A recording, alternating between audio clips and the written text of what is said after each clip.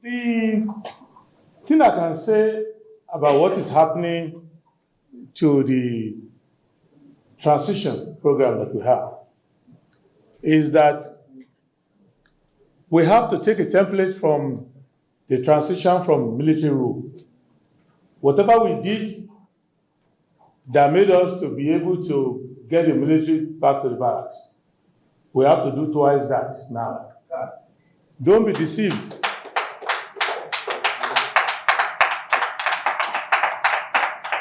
Don't be deceived that President Tinubu has different tailors that make his dresses from the one that made the uniforms of the soldiers. But his ideas are in the barracks. Let me summarize what we are facing. It's not complicated. We are facing a non-performing public officer who wants to pretend that he's performing and wants all of us to get along performing with him. And he wants to write a Shakespearean tragedy where we will be given roles to play. So I'm supposed to be a fake opponent, for example. So pretending to be contesting against him without contesting. Then he will like me and give a lot of money. He already got someone to be impersonating as INEC chairman, who is not the INEC chairman. So before you think of charging Amukutan to call for rigging election, you first have to charge him to call for pretending to be INEC chairman when he's not.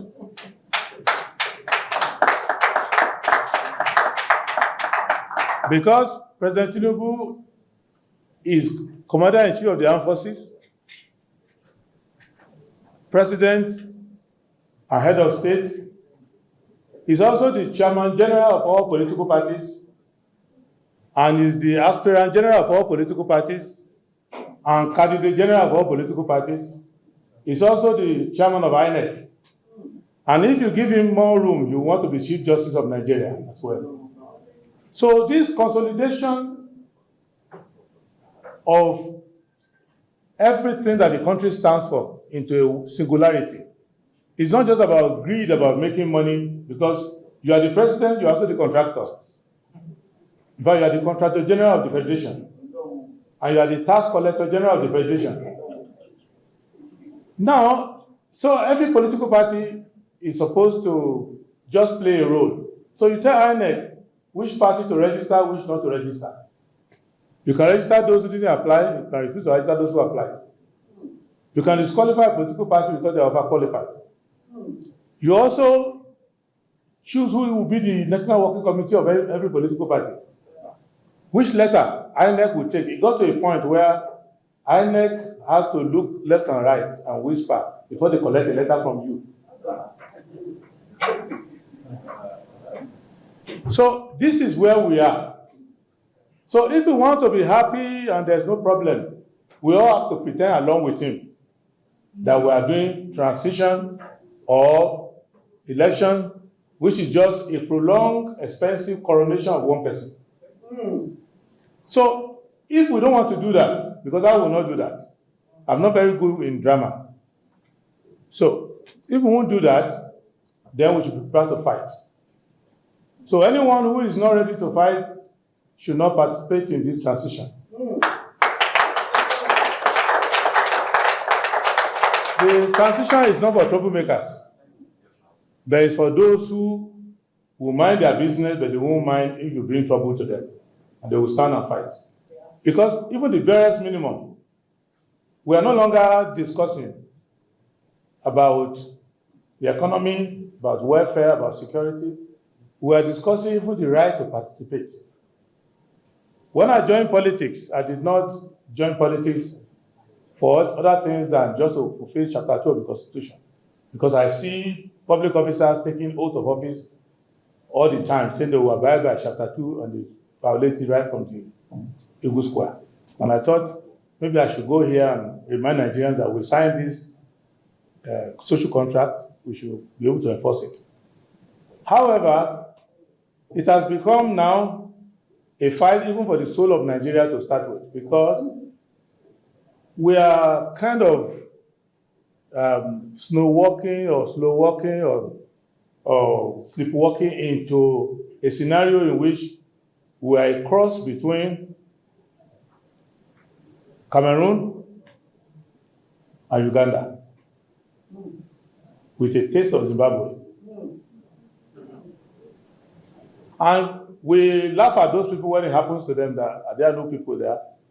But the one they are programming for us, they've tested it in Lagos, the most cosmopolitan and the most competitive political theater in Nigeria, if you know the history of Nigerian politics. So they mastered that, and they want to now have it writ large across the country.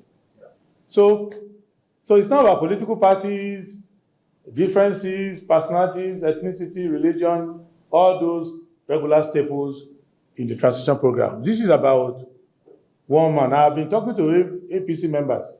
Now I'm a very popular person in the APC because I told them a few months ago when they were happy that governors were coming to their state, everybody coming to their state, people passed through EFCC straight to their place. That if you think President Tinubu is helping you to build your party into a one-party state, you are deceiving yourself. What he is doing is building a one-man rule. And at a stage, you will not need that your party anymore.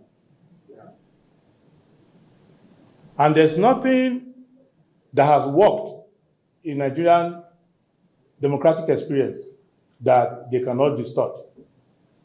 When Professor Emeawa wrote his papers, and I think Dr. Gochukuba was with them at that time, during the Third Republic transition, and Center for Democratic Studies said, oh, this is a very good idea.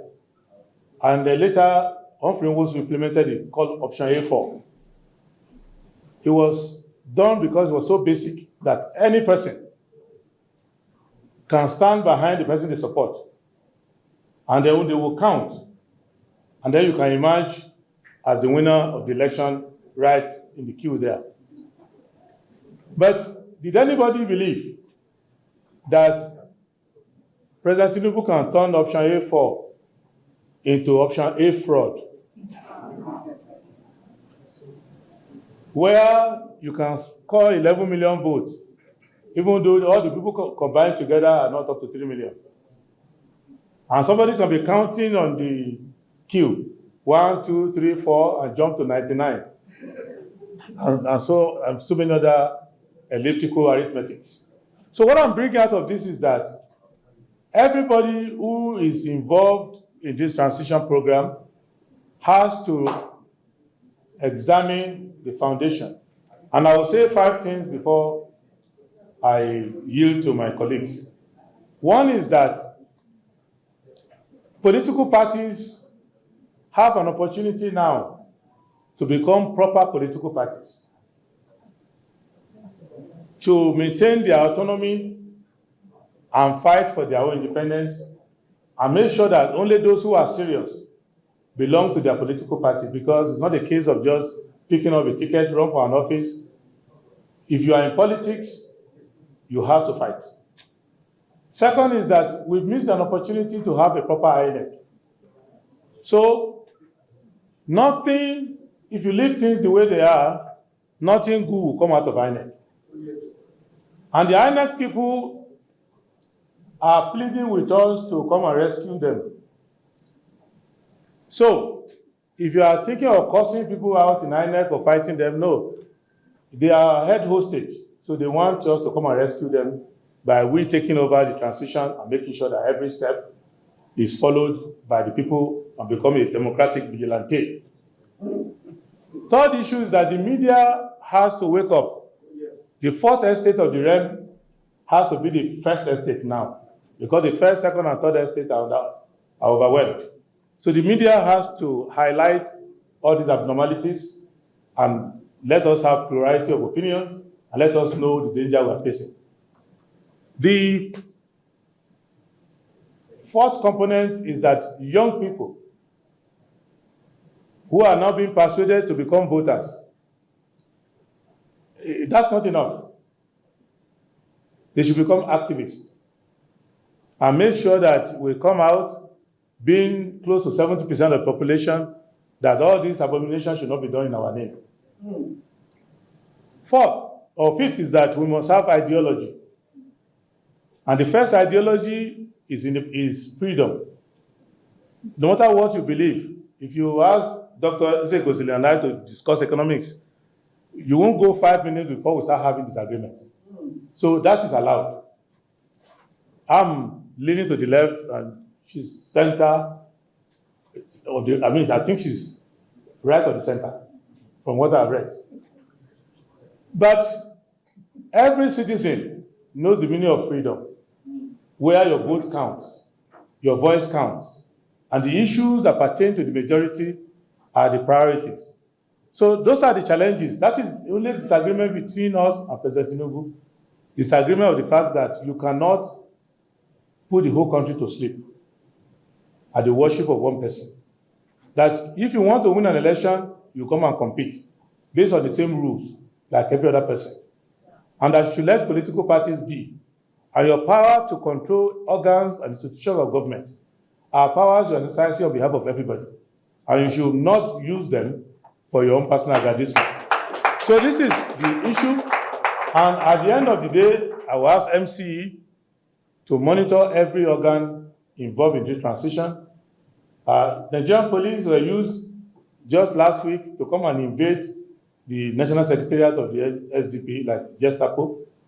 Said they had a court order to seal the place because we had committed environmental violation or something, only for them to smuggle non-members, ex-members who are agents of the government into the building, and every day they keep promising us, we are coming to put you back. So this is the long and short of what is happening. And for every political party that is doing its own convention or primary, the government is using our money to do fake primaries and convention for every political party so that they can put that party in some form of controversy and do everything. So in conclusion, we should not worry. This is the fight of our generation. It's our destiny to defeat Tinubu. It's our destiny to put an end to this idea that Nigeria can become the personal estate of one person. And once we manage to do that, no other person will try it again. Thank you, and may God bless you.